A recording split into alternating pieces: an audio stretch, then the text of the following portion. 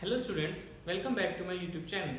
आज के इस लेक्चर में हम डिस्कस करेंगे एक्सरसाइज 1.3 क्वेश्चन नंबर 3। उसका सेकंड पार्ट तो हो गया था, फर्स्ट और थर्ड पार्ट आज हम करेंगे।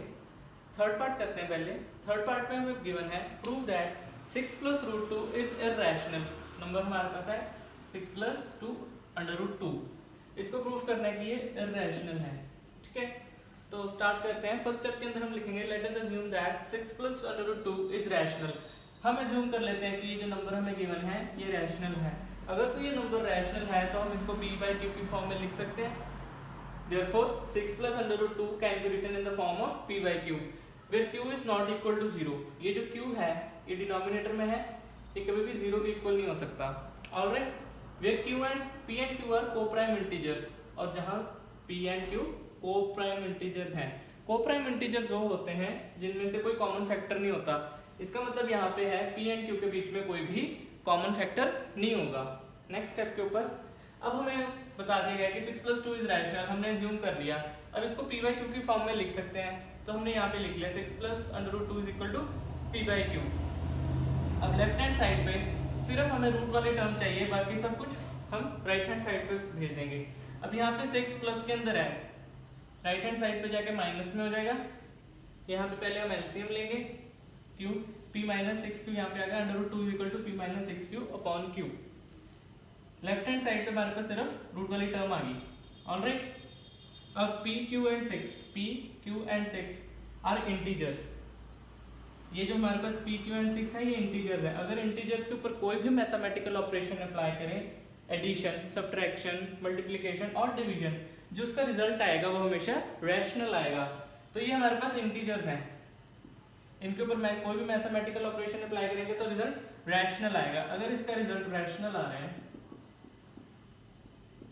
तो ये वाली टर्म अंडर रूट 2 के भी इक्वल है, तो यहाँ से हम कह सकते हैं अंडर रूट 2 इज रैशनल।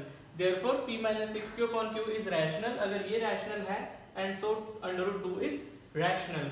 लेकिन हमें पता है अंडर रूट 2 तो इररैशनल होता है, तो नेक्स्ट लाइन में आप लिखेंगे but this contradicts the fact. जो हमें फैक्ट पता है कि अंडर रूट 2 इज इररैशनल, हमारे पास यहाँ पे तो रैशनल आ रहा है, यहाँ पे तो कॉन्ट्राडिक्शन अराइज हो रही है। तो this contradiction arise because of our incorrect assumption. हमारी जो एजम्पशन है वही इनकरेक्ट है। हमने क्या एज्यूम किया था कि 6 plus under root 2 is rational. ये हमारी इनकरेक्ट एजम्पशन है कि वो रैशनल है ही नहीं, वो तो इररैशनल है। Therefore 6 plus under root 2 is irrational. Clear है? 6 plus under root 2 is irrational कैसे आया? पार्ट में हमारे पास गिवन है prove that 1 upon under root 2 is irrational. Number हमारे पास है 1 अपॉन अंडर रूट 2।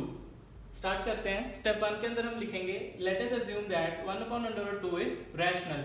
हम अज्यूम कर लेते हैं कि 1 अपॉन अंडर रूट 2 रैशनल है। अगर तो ये रैशनल है तो हम इसको p अपॉन q की फॉर्म में लिख सकते हैं। Therefore 1 upon under root 2 can be written in the form of p upon q where q is not equal to 0। जो डिनोमिनेटर है वो कभी भी 0 को इक्वल नहीं हो सकता।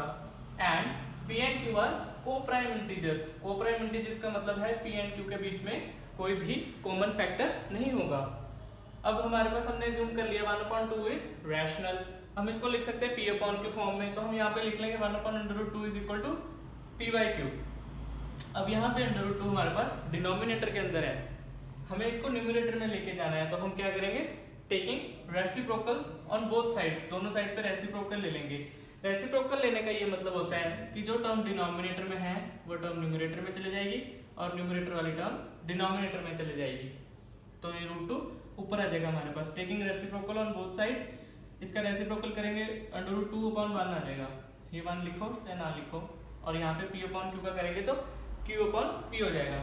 अब यहाँ पे ये q और p है जो दे आर इंटीजर्स। अब दो इंटीजर्स डिवाइड हो रहे हैं तो इनका जो रिजल्ट आएगा वो रैशनल होगा, वो रैशनल होगा।